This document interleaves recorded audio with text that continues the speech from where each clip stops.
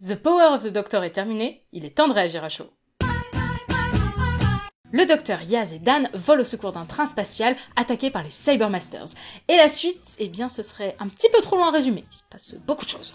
L'épisode est exceptionnel, mais il est surtout très riche, donc on va être obligé de donner beaucoup de détails. Je suis désolée, on va pas pouvoir faire un HO accessible à tout le monde. Si vous avez pas vu l'épisode, eh ben, on va vous raconter plein de trucs. Commençons par ce train spatial, qui démarre un petit peu comme le début de Flux, où on arrive au milieu d'une aventure du docteur et de ses compagnons, et on nous présente ce qui semble être l'antagoniste de l'histoire. Bon, en l'occurrence, ils le sont un peu quand même. C'est assez sympa cette petite habitude de débouler en pleine action, parce que comme ça, déjà on est tout de suite dans le bain, et ça permet de voir que les liens de l'équipe TARDIS se sont encore une fois renforcés. Je dois bien avouer que j'avais un petit peu vu venir que ça serait la scène pré-générique, et surtout que Dan partirait juste après. Sa présence me semblait un petit peu en trop pour cette histoire déjà fort chargée. Il a le droit en plus à un départ assez logique et cohérent, qui me rappelle un petit peu dans l'esprit celui de Ryan et de Graham, et en fait je suis plutôt contente qu'il parte comme ça au début, plutôt que de traîner en arrière-plan pendant 1h20. Au moins là il avait une raison logique de partir. Et comme ça nous permet de nous concentrer sur Yaz, qui a énormément appris aux côtés du docteur, et elle nous le montre plusieurs fois. Elle sait utiliser des medipacks, piloter le TARDIS, et même faire fonctionner le tournevis sonique, mais ça, y a Dan aussi qui sait le faire. Enfin bref, elle sait quand même faire pas mal de choses. Elle a même tellement appris qu'elle est capable de sauver le docteur d'une situation extrême, tout en se jouant du maître. Sa relation avec le docteur est montrée de façon assez subtile, on sent un attachement fusionnel, une confiance mutuelle. Les jeux de regard, Yaz qui porte le docteur, la glace au-dessus du TARDIS, c'est plein de moments assez doux amers qui aident à conclure en beauté leur relation. Mais ce n'est pas la seule compagne que cet épisode nous donne à suivre.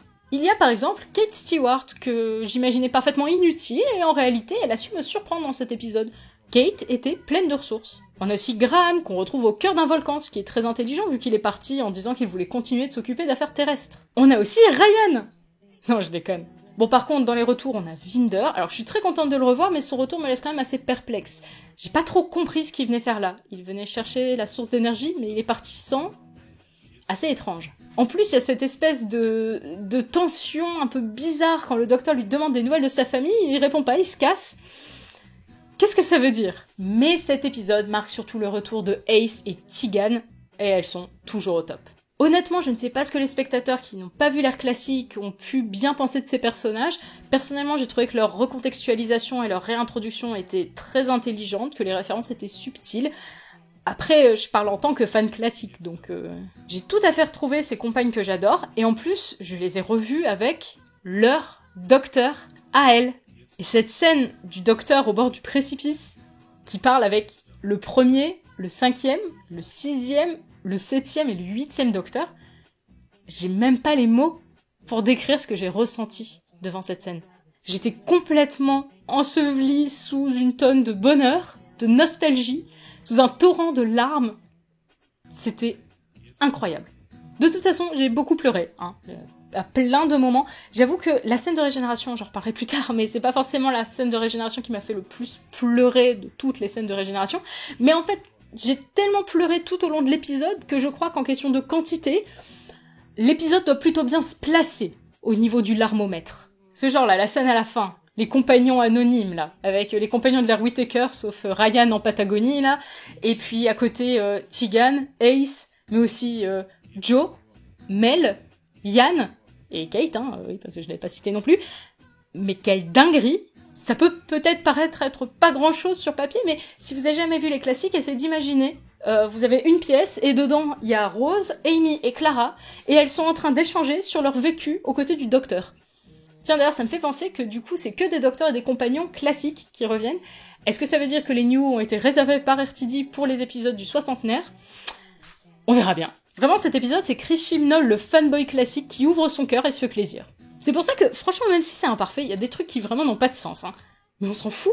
C'est sincère et c'est fun, c'est exactement ce qui est censé être une célébration. Il y a des Daleks, des Cybermen, le maître, plein de compagnons, plusieurs docteurs, du fun, des larmes, la boule au ventre, tout ce qu'il faut. Tout ça, là, tous ces éléments, c'est ça, le pouvoir du docteur. Mais le docteur, on le garde pour la fin. Là, maintenant, on va parler du maître, d'abord.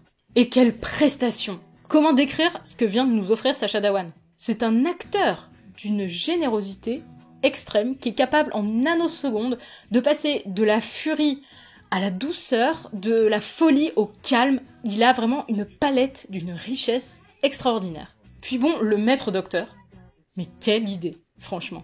Il est tellement jaloux tellement envieux du docteur qu'il met au point un stratagème ultra alambiqué même pour lui. Tout ça pour pouvoir voler le corps du docteur. C'est absolument stupide et c'est absolument brillant. Point bonus pour la scène que j'attendais, mais vraiment sans trop l'espérer, du maître qui danse sur Bonnet M. Y a pas vraiment de raison pour que le maître soit véritablement Rasputin, mais rien que pour cette scène, je suis heureuse qu'il le soit. La prestation de Sacha Dhawan est telle qu'il volerait presque la vedette à Jodie Whittaker, mais heureusement pour elle, elle a quand même quelques scènes plutôt cool à son actif. Et c'est le moment de le dire, Jodie Whittaker a interprété le docteur avec brio durant toute son ère. Elle a vraiment mis toute son âme dans cet épisode, où elle est à la fois fidèle à elle-même et également le reflet de tous les docteurs précédents. Ce qui est un peu frustrant, c'est qu'on la voit globalement assez peu dans son épisode final, mais à chaque fois qu'elle apparaît, c'est d'une grande justesse. Et j'apprécie énormément son processus de régénération, qui est assez calme, doux, qui respire la sérénité. C'est une régénération comme on n'a pas forcément l'habitude d'en voir. Elle est en dehors du Tardis, elle est calme, apaisée, elle sourit même, elle est heureuse de se régénérer à la fin. Elle regarde vers l'avenir, ouverte à la nouveauté, et du coup c'est encore plus drôle qu'elle se régénère en David Tennant. Parce qu'on va pas faire les surpris, on s'était tous préparés à cette éventualité, David Tennant est le 14e Docteur. Vous réalisez qu'on a quand même fait une vidéo pour se moquer de cette hypothèse. On a l'air fin maintenant, nous, Déjà, notons que pour la première fois, il n'y avait aucune certitude parmi les fans de en qui le Docteur allait se régénérer. Il y avait des théories, bien entendu, mais on pouvait pas affirmer à 100% que ça allait être une solution ou une autre.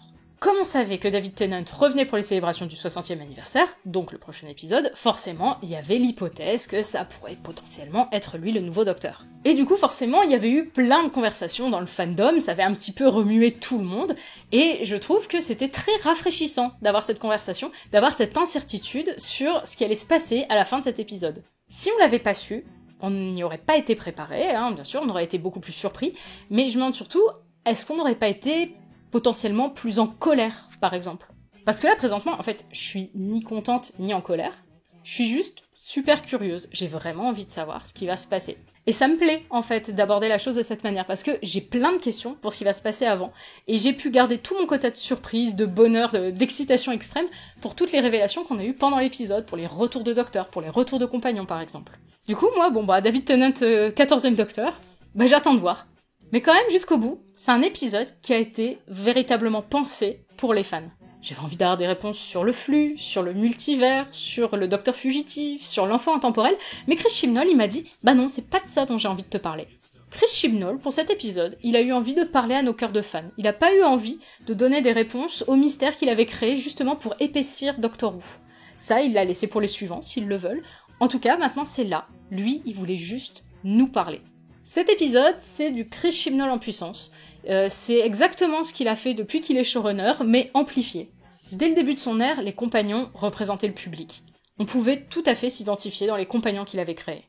Et ça se confirme encore dans cet épisode, qui met énormément l'accent sur les compagnons, qui sont en fait des gens simples, des gens comme n'importe qui, comme vous et moi, mais qui se sont retrouvés dans cette situation avec le Docteur, et qui n'ont jamais véritablement réussi à se détacher du Docteur. Et pour autant, ils continuent leur vie en ayant le Docteur dans leur cœur tout le temps. The Power of the Doctor, c'est un condensé d'amour et de reconnaissance pour tous les fans et pour tout ce que Chris Chibnall aime dans Doctor Who. C'est un épisode brillant.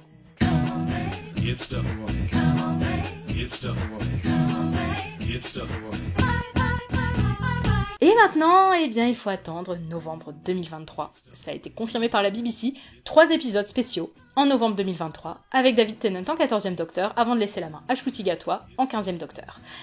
Et ça va être long d'attendre, D'ici là, on va se retrouver pour le bilan de l'ère Chibnall. Zoubi les Arby, et à très vite. Je sais plus si je me casse, on est à chaud. Tant pis, je me suis cassé. Et là, j'arrive. Je fais... Rasputin,